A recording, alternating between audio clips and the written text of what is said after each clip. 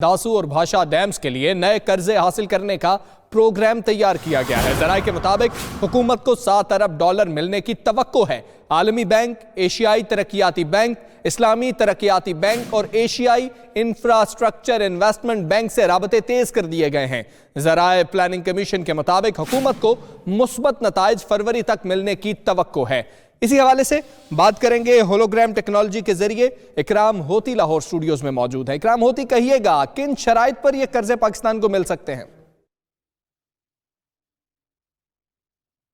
जी, ये इसका इम्कान है कि ये 2% से कम शरह सूद पे ये पाकिस्तान को मिले, और ये भी इम्कान है कि एक कंसोर्शियम बन जाए और वो ये सारे कंसोर्शियम मिलकर पाकिस्तान को कोई बड़ी किस्त अदा कर दें और शरह सूद भी कम हो और लंबी मुद्दत में इसकी अदायगी भी हो, वापसी भी हो।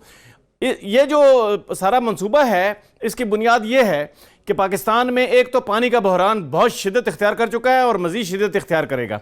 दूसरा जो मसला, जो बहरान बन गया है, वह है बिजली की कीमत का। पाकिस्तान को हाइड्रो पावर चाहिए, पानी से बनी हुई बिजली, जो कि बिजली की कीमत को कम करे। तीसरा बहरान जो है वो अभी आने वाला है, वो ये है कि अगर सी पैक के जरिए जो इंडस्ट्रियल जोन्स हैं वो वजूद में आ गए तो उनको ज़्यादा बिजली की ज़रूरत होगी, और अगर ये बर वक्त ना बने होंगे मंसूबे तो उसकी वजह से वो जो इंडस्ट्रियल जोन है वो भी कामयाब नहीं होंगे। लिहाजा ये कोशिश की जा रही है कि पाकिस्तान को एक चंक भी मिले डॉलर्स का, ताकि डॉलर का जो प्रेशर है रुपए पर वो भी कम हो। तो इससे 4-5 बड़े बड़े मसाइल इकट्ठे होंगे, लेकिन सबसे बड़े 2 मसले हल होंगे कि पानी का बहरान हल होगा और महंगी बिजली का बहरान हल होगा।